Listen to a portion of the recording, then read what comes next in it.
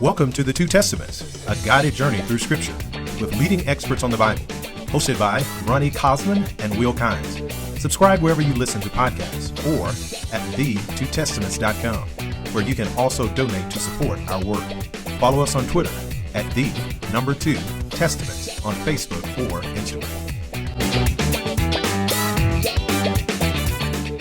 Welcome to the Two Testaments, a guided journey through Scripture. I'm Ronnie Cosman. And I'm Will Kynes. And in this episode, we're looking at the covenant ritual at the very end of the book of Deuteronomy, and we are joined today by Dr. Daniel Block. Daniel Block is Gunther H. Knoedler Professor Emeritus of Old Testament at Wheaton College, and he is the author of a whole slew of books on Deuteronomy or topics related to Deuteronomy. So I'm just going to go through them quickly here. So Covenant, the foundation of God's grand plan of redemption. Deuteronomy, which is with the Lexham context commentary. The triumph of grace, literary and theological studies in Deuteronomy and Deuteronomic themes. Deuteronomy for the NIV application commentary. The Gospel according to Moses, theological and ethical reflections on the book of Deuteronomy, and How I Love Your Torah, O Lord, studies in the book of Deuteronomy. I didn't miss any, did I? Well, the one that's in process right now, it's the Gospel according to Moses, a commentary on chapters 1 to 11, volume 1, chapters 12 to 23, volume 2, and 24 to 34, volume 3. Wow. That's a lot on Deuteronomy. It is a lot. So we have one of the world's experts on Deuteronomy here to finish off our Deuteronomy series, and we're really grateful to have Dan with us. Now, in addition to that, Dan was on the translation team for the New Living Translation for the Pentateuch, which includes Deuteronomy, and I just spent a great weekend with Dan and the rest of the New Living Translation team in Chicago, working through the text as we're thinking about potentially updating and revising it in the future. So I had an opportunity just to see in person Dan's love for translation and getting things right. And so we hope that he can help us get our understanding of this text right in our conversation today. I hope so. Now, Dan's not only an expert on Deuteronomy, he's also written a commentary on Ezekiel, and I've actually interacted with his work on Ezekiel when I've done my work on the scrolls and the use of the Spirit language and terminology in the Qumran Thanksgiving Psalms. Yep. So, Dan, I mean, that's kind of an interesting two books to take up in terms of your interest, Deuteronomy and Ezekiel. What kind of instigated that, I guess, union of Deuteronomy and Ezekiel in your own interest? Well, I was interested in Deuteronomy before I was interested in Ezekiel. But while I was doing my dissertation in Liverpool under the mentorship of an Assyriologist, it dawned on me that Ezekiel is the only one of the prophets who performed his entire ministry in a foreign context. And already then I was becoming curious about how that context colors the book. And then after I had defended my dissertation, it was on a broader topic. It wasn't on Ezekiel. It was on a broader topic. Then out of the blue, I got a call. Would I do the Nicot commentary on Ezekiel? So that thrust me into a world that I was already thinking about. And 15 years later, it was out there.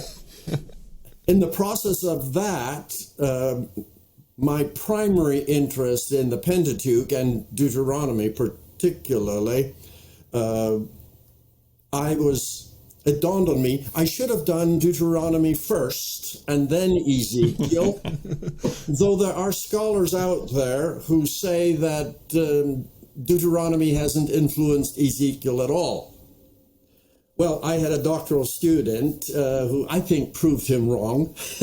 He did his dissertation on Deuteronomy and Ezekiel. Deuteronomy is where my heart has been probably since I began teaching at an undergraduate level in a school just outside of Winnipeg up in Canada. And as part of the first year course that student had to take on inductive Bible study, I required them to read aloud the scriptures, whole portions of them. And in that process, I myself read the book of Deuteronomy aloud.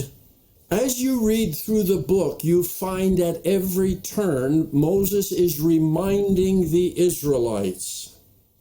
He is not standing before them as a legislator.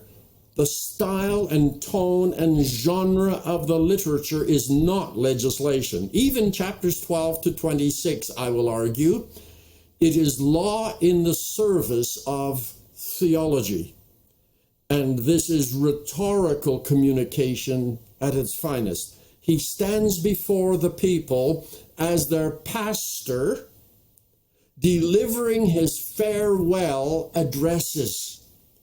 And his primary concern is to keep the people on track with Yahweh once he's gone. So that his legacy, it's really the Lord's legacy through him, his legacy is a scripture in which we continue to hear the voice of God as Moses communicated it.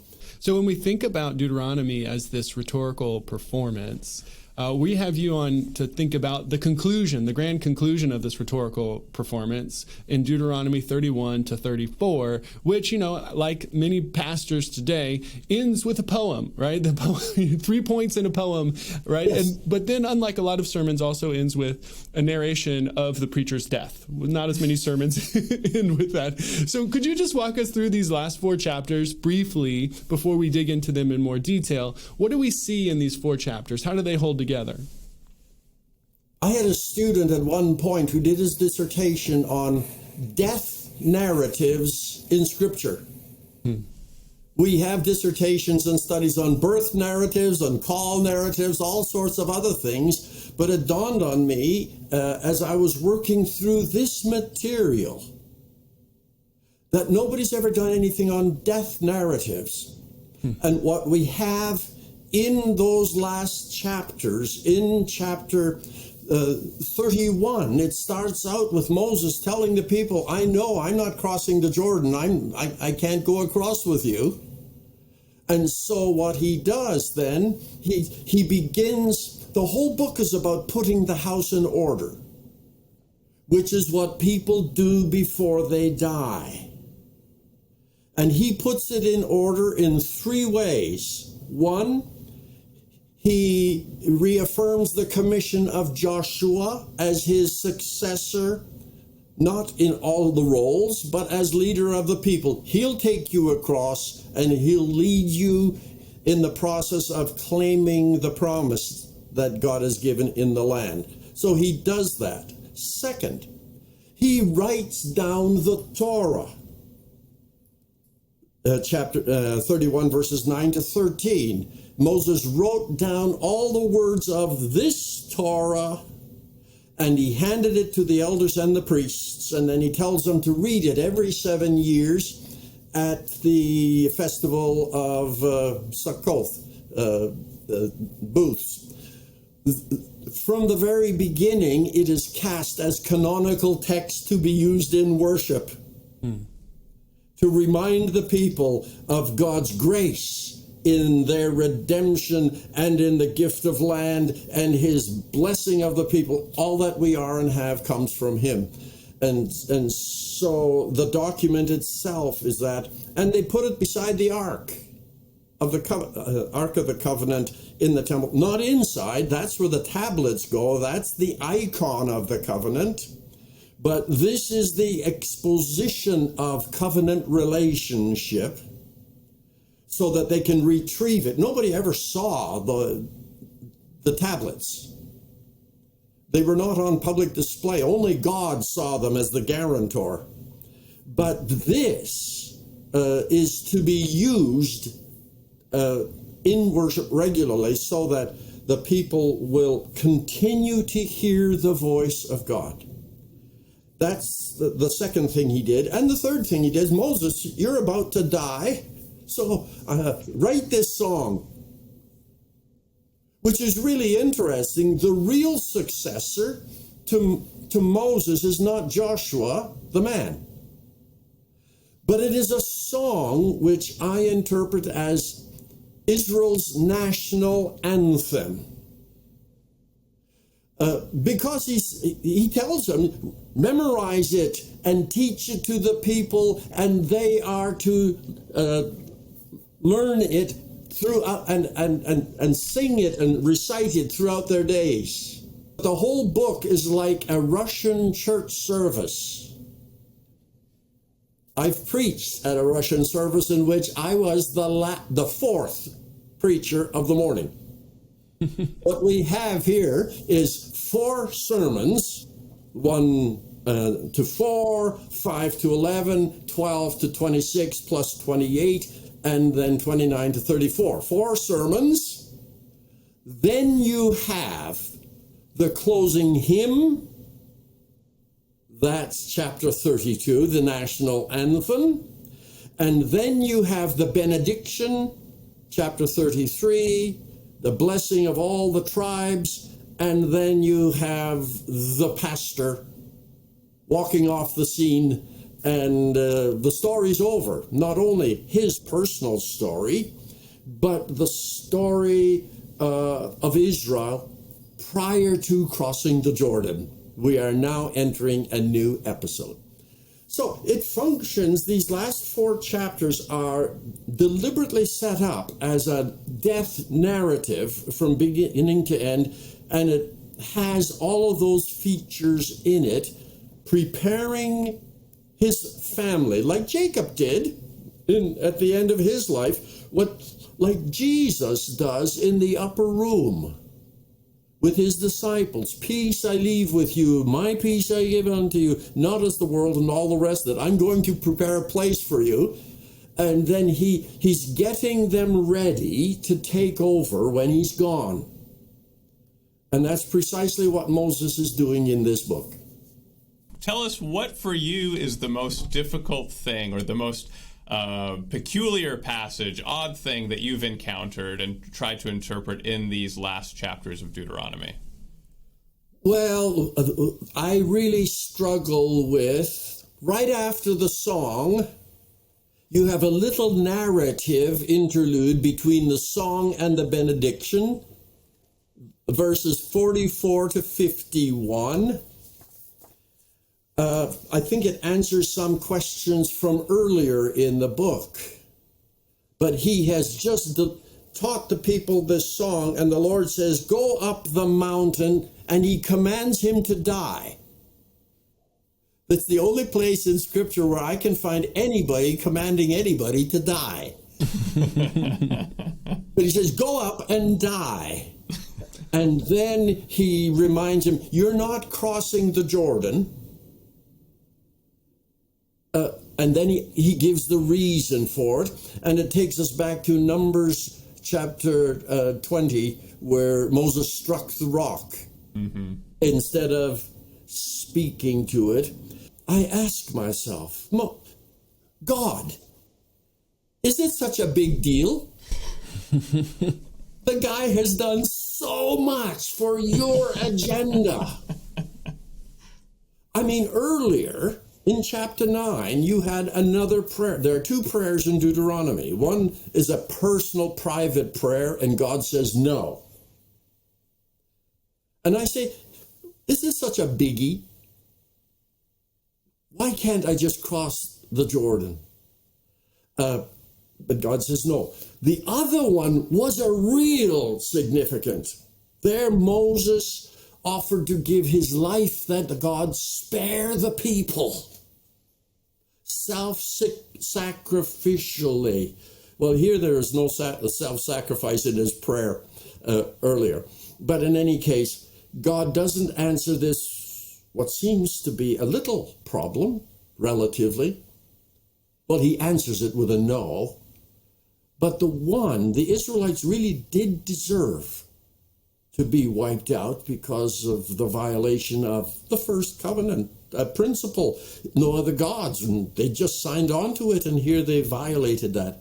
That one, God, in response to Moses' intercession, God backed off. So anyhow, it's a theological problem. It's a text critical problem as well, and I wrestle with that one. Yeah. Well, I mean, it gets at the first question we had for you, which is right at the beginning of our section, which is in 31 verse 2, you get this mention of Moses not being able to enter the land. So Moses, he turns to the people and says to them, I'm now 120 years old. I'm no longer able to get about. And the Lord has told me, you shall not cross over this Jordan. So why does he not get to enter? Well, I guess 33 answers it in chapter 33, verse 51. God is addressing both Moses and Aaron. 32:51, sorry. Moses and Aaron, and says, because both of you broke faith with me among the Israelites at the waters of Meribah Kadesh in the wilderness of Zin, by failing to maintain my holiness among the Israelites. Could you just elaborate briefly on what is God referring to here in terms of failing to maintain my holiness among the Israelites as the reason for Moses not being able to enter the promised land? I mean, they struck a rock, right? Right, yeah. I mean, how is this failing to maintain God's holiness? What's the deal? Well, you can tell from the narrative in Numbers that Moses is curt with the people. And finally, instead of using the staff as a shepherd's tool, it doesn't say it clearly, but the fact that publicly the Lord told him to talk to the rock, and publicly he misrepresented God. This person who is the embodiment of the divine message, more than any other prophet, I mean, he's lived it all his life. At that moment, I mean, in God's mind, Moses, you have explicitly you've done your own thing in this one. The amazing thing is water came. But the theological problem remained. Moses, as one called to promote fear and reverence for God and to embody his holiness, he himself embodied the opposite publicly. And that's a serious issue. And that one God would never let go.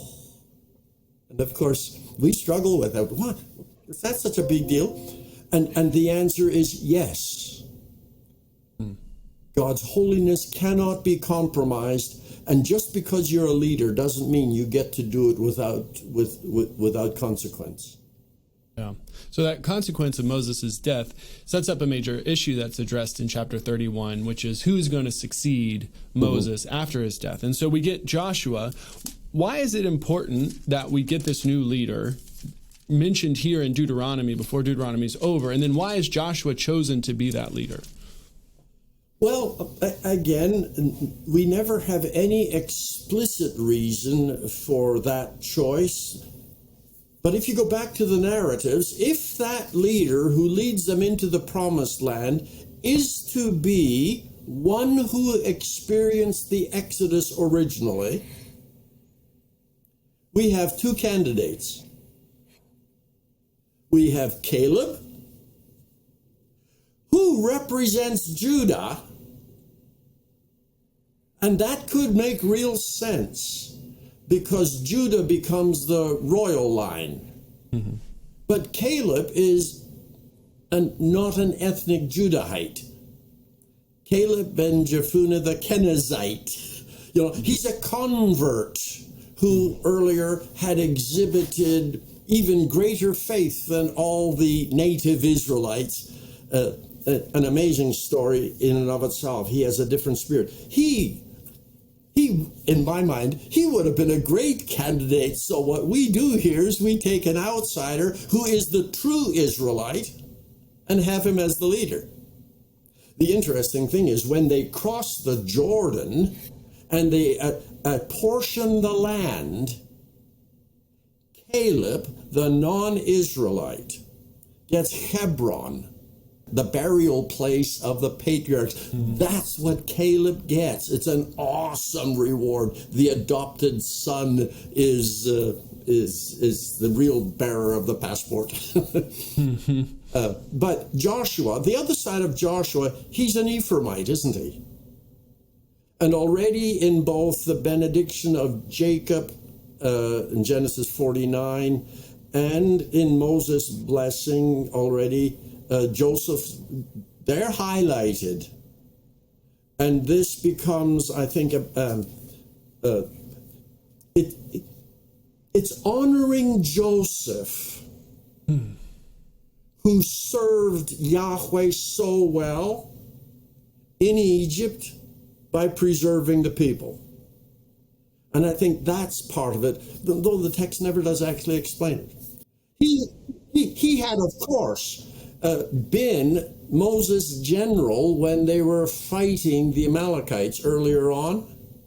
Yep. So he had that, and he was Moses' lieutenant all along. So, that is a natural. Yeah.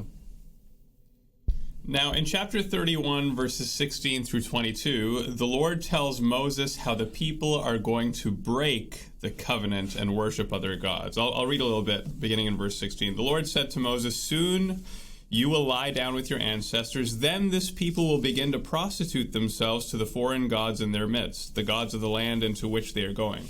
They will forsake me, breaking my covenant that I have made with them. My anger will be kindled against them in that day. I will forsake them and hide my face from them. They'll become easy prey, and many terrible troubles will come upon them." Okay, so, we can imagine that Moses would be not a little bit frustrated with hearing God tell him this, because it almost seems like, throughout the book, he's been making pains to tell the people to continue to be faithful to the Lord, to keep God's covenant and the commandments. And now God says, and they're going to screw it up anyways. They're not going to be faithful. And it seems then that now at the end of the chapter that Moses himself expresses some of that frustration himself in verse 29. Yes. "For I know well how rebellious and stubborn you are. If you already have been so rebellious toward the Lord while I am still alive among you, how much more after my death?" So, this is odd. It seems like, why does the book have such a pessimistic outlook? And doesn't that kind of undo all the rhetoric that Moses has been spending so much energy expending throughout the book? On the one hand, he's positive about this generation, but he's also aware of the human disposition, as we have God saying in the wake of the flood, "I will never send a flood again," but we haven't actually solved the problem. The human heart continues to be a problem. Now, related to this, in the fourth address, in chapter 29, verse 4, and this is a trouble text, at least for theologians and others. You've seen all that Yahweh did before your eyes in the land of Egypt. This is verse 2. "To Pharaoh, to all his servants, and to all his land, the great daring acts that your own eyes saw, those great signs and miraculous wonders." Then verse 4. "Yahweh has not given you a mind that understand, or eyes that see, or ears that hear, until today." Most people interpret that to say, in the Hebrew Bible times, in ancient Israel, they didn't have a mind to understand, or ears that hear, or eyes that see. They didn't have it. Yeah. But if you read the Hebrew and you put the "until today" where it belongs, you get a sense of the significance of this covenantal moment. at this point, in fact, he confirms this in chapter 30, where he says, chapter 30, verse 11, now this charge I am delivering to you today is not too hard for you, nor is it far away. It's not in heaven that someone should ask, who will go up to heaven for us, or get it for us so we may listen to it and put it into practice. Neither is it beyond the sea that someone should ask, who will cross to the other side of the sea for us and get it for us so we may listen to it and observe it. Indeed, the word is extremely near to you. It is in your mouth and in your heart, for you to put into practice. Through this process, Moses has delivered the word to them and put it on their hearts. To this day, he's talking here about the previous generation. They didn't get it. Now we have it. But then you get to chapter 31. I know this won't stick. and if you read the book of Judges, that didn't. There arose a generation that knew not the Lord nor the things that the Lord had done for Israel. And as soon as this generation is gone, they went off track. And it happened so quickly that at the end of Judges in chapter 18, Jonathan, son of Gershom, the son of Moses, was the priest at this pagan site at Dan. That's how quickly they went off track, and that's how high, the recidivism, the apostasy went. So you mentioned that the song then, which God commands Moses to sing in 31:19, actually first he commands him, write this song and teach it to the Israelites in 31:19 and put it in their mouths in order that this song may be a witness for me against the Israelites, right? So the song, as you said, it serves as a kind of national anthem, but it's a rather accusing national anthem. And it seems like the accusation really hinges on verse 15 of the song. So the first part of the song is describing God's perfect works and the ways that he redeemed his people. But then verse 15 says, Jacob ate his fill. Jeshurun grew fat and kicked. You grew fat, bloated, and gorged. He abandoned God who made him and scoffed at the rock of his salvation. Now, does Deuteronomy have a particular moment in Israel's history in mind here in this transition point, or is it talking more about a constant temptation for the people? I mean, there are parts of the description here because it's poetic.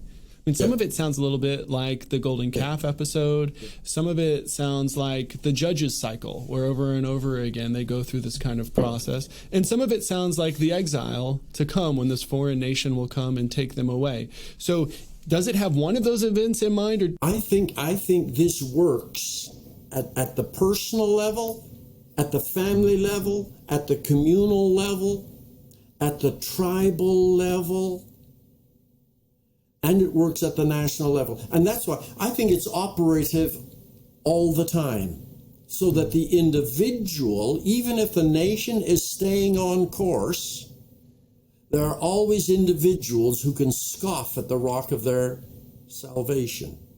On the other hand, it also reminds us that even though the nation goes off course, there are always individuals. In chapter 10, he'll talk people who are circumcised of heart. They're not victims of the national ethos. So there will always be those who will enjoy the well-being of God. But if you look if you want to find a historical moment, I think the one that's most dramatic is the period of Solomon. Under David already, I mean, we are flourishing. I mean, all the wealth of the world is flowing into Jerusalem. And once Solomon has finished David's project, he loses it. And the narrator of Kings has nothing good to say about him after about chapter 9. As soon as this project is finished, he goes off the rails too. And the wisest man in the world becomes the ultimate fool. So I think that's the most dramatic one. We now could there's also, go ahead. We could also say, for instance, under Jeroboam II, the northern kingdom was flourishing, but they were worshiping the gods, and it was just a matter of decades, and the Assyrians are there, and it's over. And so it was fulfilled there. Now, there's a very difficult textual and theological issue that kind of impinges on the textual issue, right? In verses 8 to 9 of chapter 32. So the NRSV says this: when the Most High apportioned the nations, when he divided humankind, he fixed the boundaries of the peoples according to the number of the gods. The Lord's own portion was his people. Jacob is his allotted share. So this seems to acknowledge that there are other gods, and that the other nations have been allotted to these other gods. Now, there is a difficult textual issue here, because the Masoretic text reads not according to the gods, but according to the number of the sons of Israel. Right, and so there's a difficulty here, right? Some translations, like the JPS and the NIV, follow that version. But then the ESV splits the difference and translate this as according to the sons of God, which we do have an ancient, Greek, the Septuagint, which goes in that direction, the angels of God. Can you walk us through this textual issue and its theological significance? Should we be taking this as there's an allotment according to the gods, according to the sons of Israel? What's going on here? Well, I think that NRSV reading is quite misleading, because none of the text says according to the Elohim. Yeah. It has according to the sons of Israel, Masoretic text, according to the angels, the arithmetic of the angels. And of course, that's an interpretation of, and even before we discovered the Dead Sea Scrolls, I say we, I wasn't there, but collectively, even before we discovered the Dead Sea Scrolls, the RSV was already listening to the Septuagint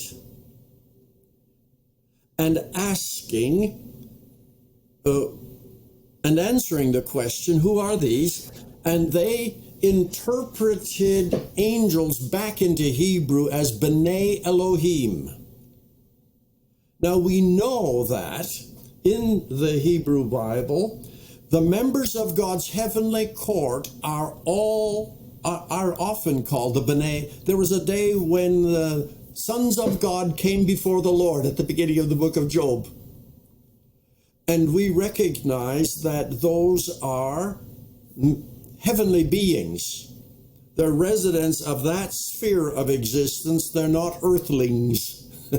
And so, nor are they Rephaim, that is, residents of the netherworld. These are heavenly beings. But there's a distinction to be made between other gods and God. Ha Elohim, which is the equivalent of G-O-D with a capital G. There's only one of those. But the word Elohim, generically, here's where I think Michael Heiser is actually quite right. The word Elohim means resident of the heavenly realm. Their home is up there. They're otherworldly agents, beings. Those would be called usually B'nai Elohim, once or twice in the Psalms, Elohim itself. But that's rare. If you render it gods in Hebrew or in English, you communicate to the contemporary readers rival divinities to Yahweh. And we can't go there. There are none. The problem with pagan religion is it elevates other residents, occupants of the heavenly realm to the status of deity so that Yahweh is dethroned. So when we go with other gods here, we have a problem. The speculation about the Septuagint angels being the original reading actually gained force when we discovered two little fragments at Qumran that actually have at this point B'nai Elim. So that's the textual support, and I think the NRSV impulse here is right, only I wouldn't translate it. I wouldn't translate it gods simply. I would translate it either sons of God or members of the heavenly court. I'd certainly interpret it that way. That's how the NLT translates it. When you translate it in the NLT as members of the heavenly court, which is probably clearer to people, contemporary readers who don't understand the ancient Near Eastern background. I think underlying this is the notion that the whole population of the world needs to be administered by God, and the agents of his providence are the sons of God, i.e., members of the heavenly court. And in this instance, it looks like he divided the population of the earth according to how many people there were in the heavenly court. And how many would that be? Well, we can only speculate, but the Targums and other places there are references to 70. And it is very interesting that when you read the Table of Nations in Genesis 10, if you take out the aside comments, circumstantial clauses, if you take that out, there are exactly 70 names. And so that may be an illustration of the mindset behind this. If you translate that as sons of Israel, like Masoretic, what in the world does that mean? How many sons of Israel were there? 12? There are no allusions anywhere to the population of the world being divided into 12. There's nothing like this anywhere.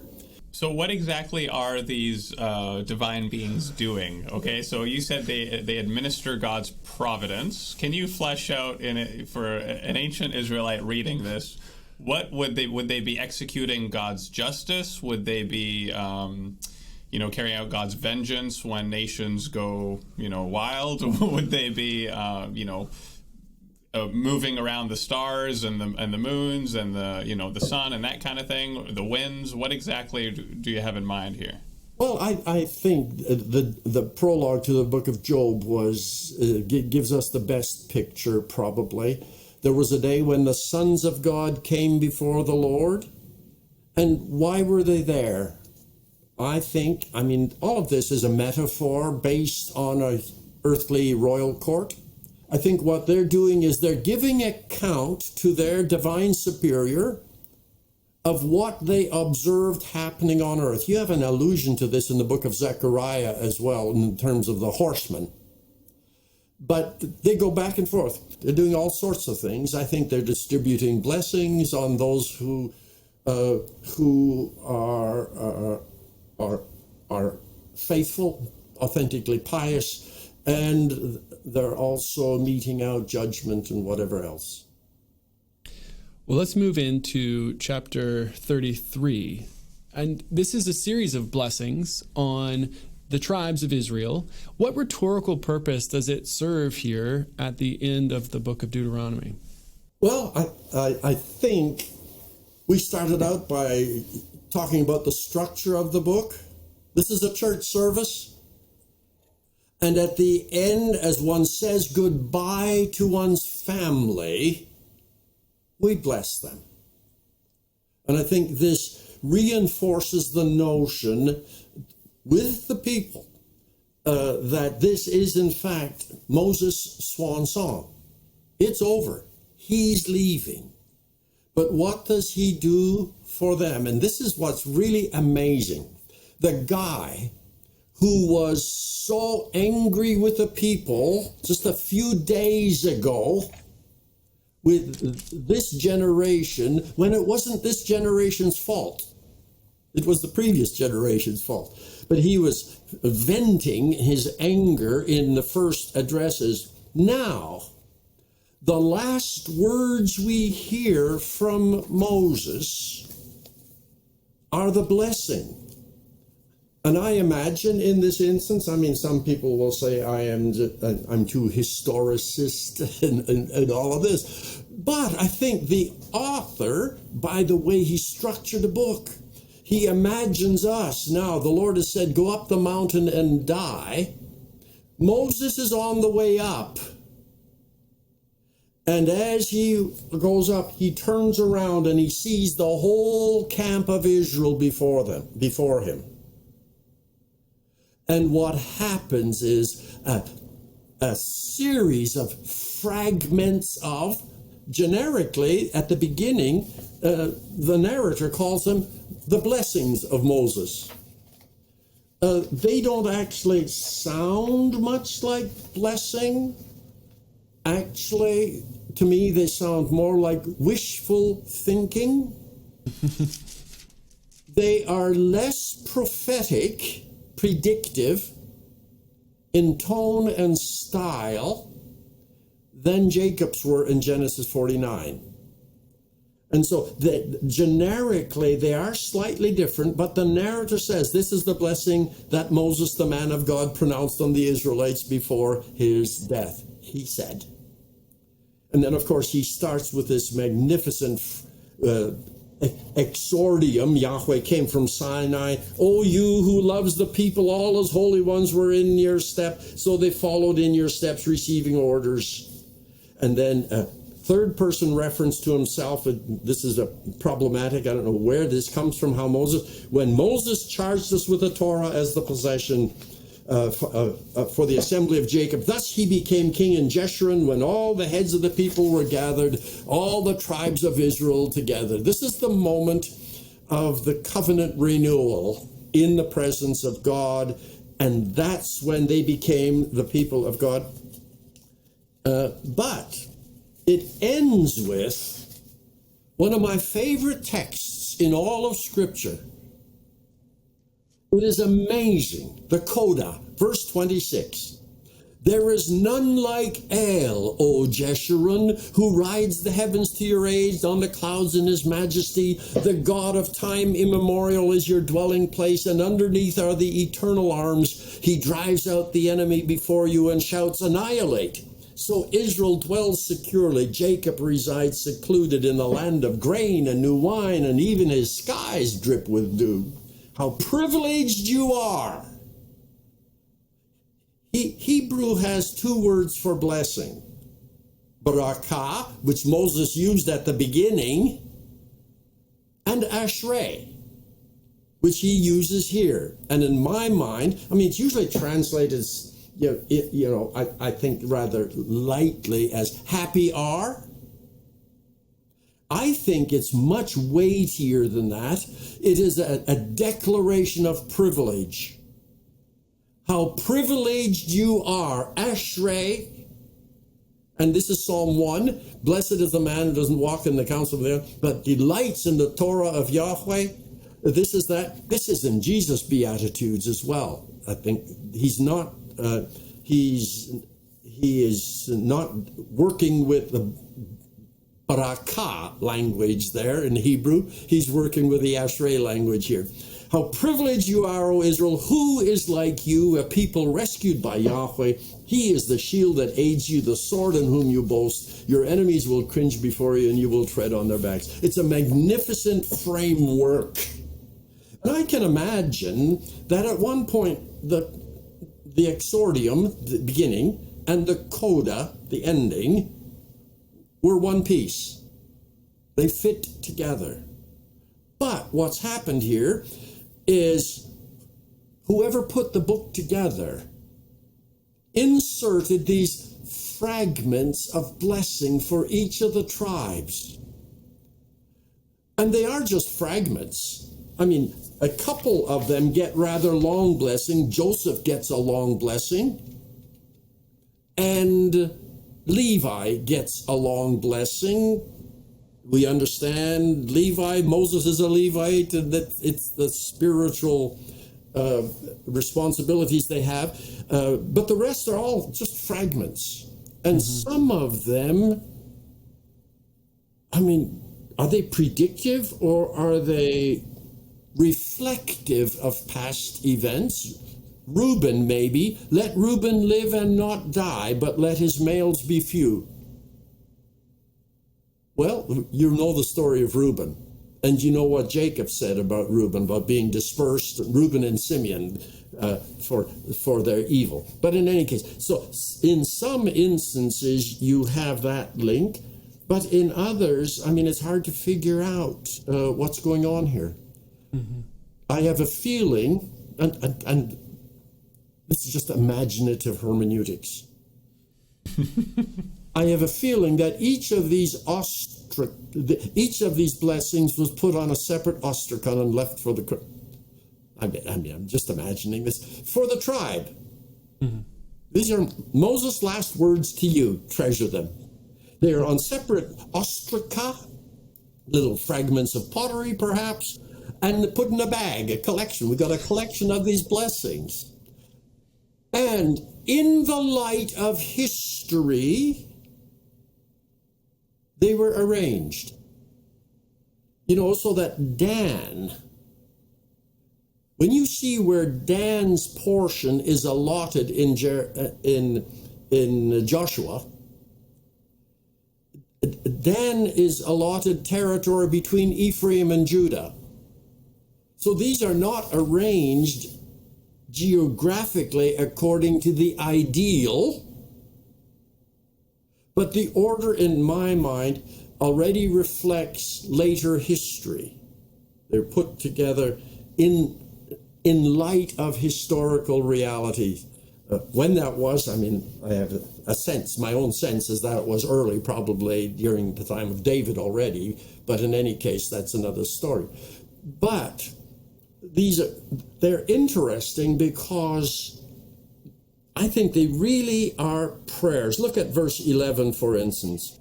O Lord Yahweh, bless his resources and accept the work of his hands. That's a prayer. And a lot of them have that kind of flavor. Well, we come now to the very end of the book of Deuteronomy, chapter 34, and the end of the Pentateuch as a whole, right? Yes. And here we get the death of Moses. He goes to the top of Mount Nebo, and the Lord shows him the entire promised land, and then he dies and is buried in Moab, never to enter the land. As I mentioned, this is not just the end of Deuteronomy, it's the end of the Pentateuch as a whole. So, Dan, help us understand, why conclude the book of Deuteronomy with the death of Moses and his failure to enter the promised land? Even, the book of the entire Pentateuch is concluded in this way. Why? Well, there are a couple of reasons why it is important. I think in terms of the biography of Moses ends here. And so it is quite appropriate that the narrator of the life of Moses end the whole story with an account of his death. That is the point of a death narrative. It ends that story. But this is a bigger story than Moses. The Pentateuch is not about Moses. He's just an agent. But in the narrator's mind, he's a really, really special agent. And despite God's refusal to let him enter the land, his ending is extraordinary. No one in history has ever had an ending like this. Now, Moses will reappear. He reappears in the New Testament at the Transfiguration, along with Elijah, who is also a prophet, but he never experienced death. I mean, the chariot whisked him away up into the heavens. The text actually says Moses died, but God buried him. Has anybody in history ever had a more royal, noble, honorific ending than that? Moses' relationship with God was more significant than Moses' relationship with the people. Usually it's the people who bury the deceased. Not in this case. God says, this is my project. And it is an amazing one. Of course, lots of myths and legends have grown up around what happened to Moses' body and all the rest of it. At the scriptural level,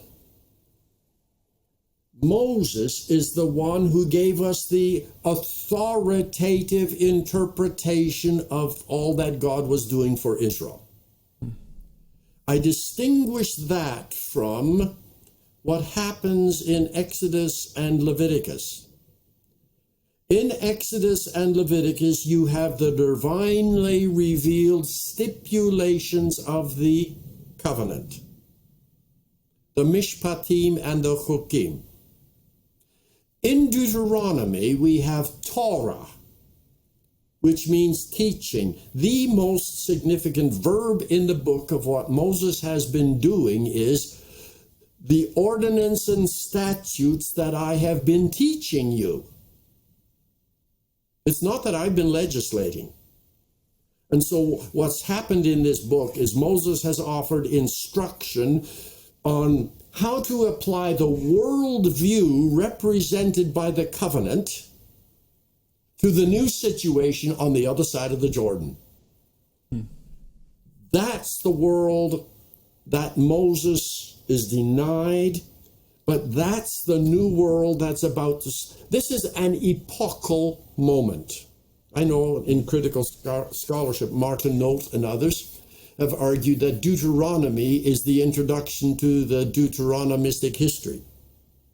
I don't think that actually works. The Deuteronomistic history is very Mosaic in tone and perspective, but that's because the authors of those books have been meditating day and night in the Torah of Deuteronomy. This is the instruction, the Torah of Moses. Why do we need to end it here? In so many ways, this is the turning of Israel's history to a new phase. Pre-land, well, we've had the patriarchal age. That's the age of promise. We've had this Exodus age and deliverance of the land. That's the fulfillment of the land promise. But now the rest of it will be, well, how did we carry out God's mandate, which is summarized in Deuteronomy 26, verse 19. See, I have set you high above the nations for praise, honor, and, for a name, fame, honor, and glory. That was the mission.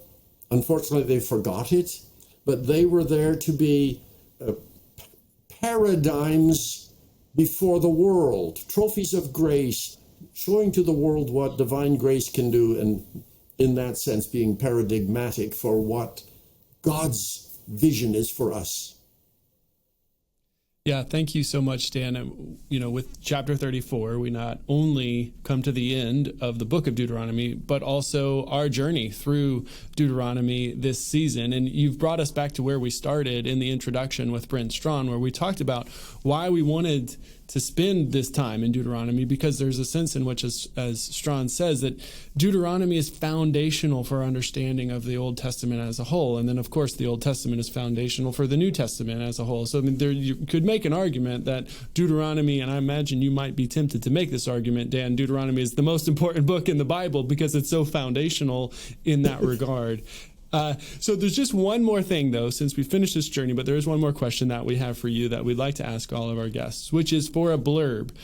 So blurbs are, this genre that biblical scholars seem to have perfected in, and we hope that they've read the whole book before they write these blurbs. But the genre that they seem to have perfected in terms of praising a work for some way that it might be helpful to readers. So do you have a blurb? And it doesn't have to be of a book. It could be of anything that you've encountered recently that you think other people might enjoy. At the instigation of one of my nieces, I have 80 nieces and nephews, but at the instigation of one, over Christmas, she asked, she was reading Amy Jill Levine's Light of the World.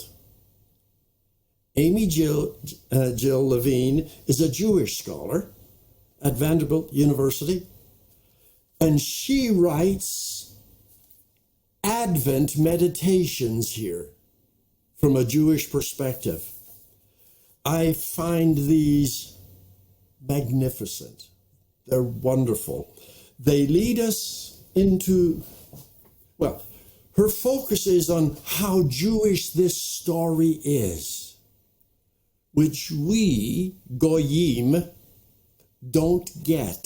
Well, thank you, Dan, for taking the time to walk us through these last chapters of Deuteronomy, and thanks to our listeners who have also journeyed with us through not just the last chapters, but those of you who have journeyed through the entire series as a whole. And if you've enjoyed the series and the episode, I don't know that we can get God to bury you, but I don't know, and I don't know how meritorious it would be for you to give us a 5-star rating. But there are ways that they could bless us, right? It's appropriate to have a blessing at the end in a way that you could bless us as those who have journeyed with you through this book. Would be to tell someone else about the podcast. Forward it to them, let them know. You can give a rating on Apple Podcasts, which is helpful as well for getting the word out about the show. But in any way, there you can also, if you go to our website, there are ways to donate to support us as well. For all those things, we would be most grateful. And blessed. And it would be a blessing to us. But now, our blessing upon you. Thank you for listening. The Two Testaments is produced with support from Stanford University, where Ronnie Cosman and Will Kynes are professors in the Department of Biblical and Religious Studies. Thanks to you, our fellow travelers, who support this journey by donating on our website, thetwotestaments.com. Thanks also to Cam Thomas, Joe Zelder, and the team in the Sanford Faculty Success Center, and our student assistants for their help with production, editing, and promotion.